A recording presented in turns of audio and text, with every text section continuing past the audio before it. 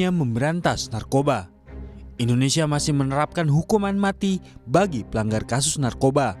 Namun, efektifkah vonis mati untuk memberantas narkoba di Indonesia? Rabu lalu 4 terdakwa kasus narkoba divonis mati oleh Majelis Hakim Pengadilan Negeri Medan, Sumatera Utara. 4 orang terdakwa ini terdiri atas 1 orang bandar dan 3 orang kurir. Salah seorang hakim sempat menyatakan pendapat berbeda atau dissenting opinion terkait vonis terhadap 3 kurir. 2 pekan sebelumnya Majelis Hakim PN Medan juga memvonis mati 2 kurir narkoba yang menjadi perantara jual beli 29 kg sabu dan 39.000 butir ekstasi. Data terbaru dari Institute for Criminal Justice Reform hingga akhir tahun 2024 tercatat ada 562 orang baik warga negara Indonesia maupun warga negara asing berada dalam deret tunggu pidana mati. Terpidana mati perkara narkoba tercatat masih yang paling banyak. Jumlah terpidana mati perkara narkoba sudah pasti bertambah banyak mengingat eksekusi terakhir yang dilakukan pemerintah Indonesia pada terpidana mati pada Juli 2016. Menjadi pertanyaan dengan banyaknya terpidana mati perkara narkoba, mengapa kejahatan ini justru semakin sulit diberantas? Padahal seperti halnya terorisme, penindakan terhadap kejahatan ini dilakukan tak hanya oleh polisi. Sejak tahun 2002, Indonesia memiliki Badan Narkotika Nasional atau BNN di kepolisian. Satuan Reserse Narkoba juga dibentuk terpisah dengan unit kejahatan lain. Namun, bukannya malah mengecil, tingkat kejahatan narkoba dari tahun ke tahun justru semakin bertambah banyak. Mei lalu BNN bersama Direktorat Bea dan Cukai, Kementerian Keuangan dan TNI Angkatan Laut mengungkap penyelundupan sabu sebesar 2 juta ton di Laut Karimun, Kepulauan Riau. Jumlah sabu yang disita merupakan yang terbesar dalam sejarah pemberantasan narkoba di Indonesia. Efek jera dari pidana mati yang diharapkan dapat ikut mengatasi persoalan narkoba di Indonesia tak terbukti. Banyaknya lembaga penegak hukum yang menangani kasus ini juga tak semakin membuat kasus narkoba mengecil. Pemerintah dan penegak hukum harus berefleksi dengan fenomena ini.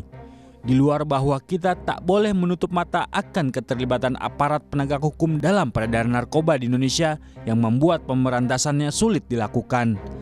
Contoh paling mutakhir tentu saja kasus mantan Kapolda Sumatera Barat, Teddy Minahasa.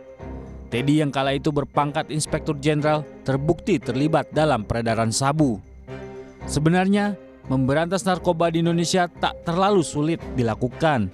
Terlebih apabila kita melihat bahwa Indonesia masih menerapkan pidana maksimal hukuman mati untuk kasus ini.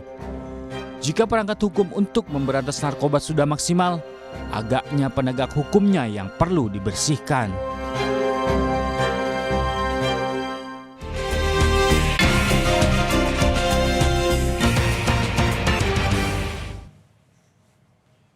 Saudara, terima kasih Anda masih bersama kami di Kompas Pagi dan sudah saatnya kita lihat halaman depan dari Harian Kompas Rabu 2 Juli 2025. Di edisi pada hari ini tampak judul dan juga foto utama yang ada di Harian Kompas yakni Presiden Negara Butuh Polisi yang Bersih. Namun kita ke sebelah kiri terlebih dahulu.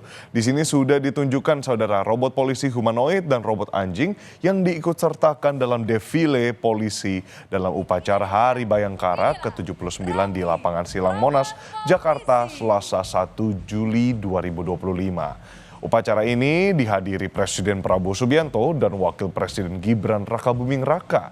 Dalam pidato amanat upacaranya, Prabowo meminta Polri bekerja secara profesional dengan baik dan juga meminta Polri untuk menjadi polisi yang bersih. Nah, di sini Ketua DPR Puan Maharani pun ikut bersuara, mengingatkan rakyat membutuhkan keadilan yang menyentuh kehidupan. Di peringatan ke-79 Hari Bayangkara, Selasa 1 Juli 2025, Presiden Prabowo Subianto mengingatkan jajaran Kepolisian Negara Republik Indonesia atau Polri untuk menjadi kepolisian yang bersih dan dapat menjaga kepercayaan rakyat.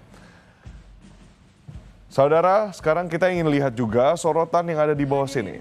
Di sini, di industri perdagangan, para pelaku usaha menyambut baik peluncuran paket deregulasi tahap pertama. Di sini industri berharap deregulasi berkesinambungan. Pelaku usaha menyambut baik peluncuran paket deregulasi tahap pertama ini termasuk pencabutan Peraturan Menteri Perdagangan nomor 36 tahun 2023, Jungto Permendak nomor 8 tahun 2024. Nah, kendati demikian, mereka tetap berharap kebijakan deregulasi ini dapat diimplementasikan secara konkret dan lebih efektif di lapangan. Lalu, saudara, di sebelah sini, pelayaran Pulau Enggano. Masyarakat menanti solusi cepat dari pemerintah. Di mana kalau kita lihat memang masyarakat di sini terkendala dengan adanya sempat pemutusan pelayaran. Ada liputan khusus dari Harian Kompas yang memperlihatkan masyarakat Pulau Enggano menanti solusi cepat dan langkah darurat dari pemerintah agar pelayaran Bengkulu Pulau Enggano segera normal setelah Presiden Prabowo Subianto menekan instruksi Presiden per 24 Juni 2025. Hingga kini pelayaran belum kunjung pulih sehingga perekonomian masyarakat masih lumpuh. Saudara, itu tadi dari halaman depan, namun ada juga dari halaman 15 di Harian Kompas edisi hari ini menunjukkan berita perahu terbalik mahasiswa KKN tewas. Sebagaimana kita ketahui, perahu yang ditumpangi mahasiswa peserta kuliah kerja nyata pembelajaran pemberdayaan masyarakat Universitas Gadjah Mada, Yogyakarta mengalami kecelakaan di perairan Kabupaten Maluku Tenggara, Maluku pada Selasa 1 Juli 2025. Dua mahasiswa meninggal dunia dalam peristiwa itu, di mana Kepala Kantor Pencarian dan Pertolongan SAR wilayah Ambon, Maluku, Muhammad Arafah menjelaskan pihak yang menerima informasi adanya perahu panjang atau longboat yang mengalami kecelakaan pada Selasa pukul 15.40 waktu Indonesia Timur. Saudara, informasi tadi adalah salah satu dari apa yang ada di Harian Kompas hari ini. Selengkapnya dapat Anda baca secara fisik melalui koran maupun secara daring melalui kompas.id.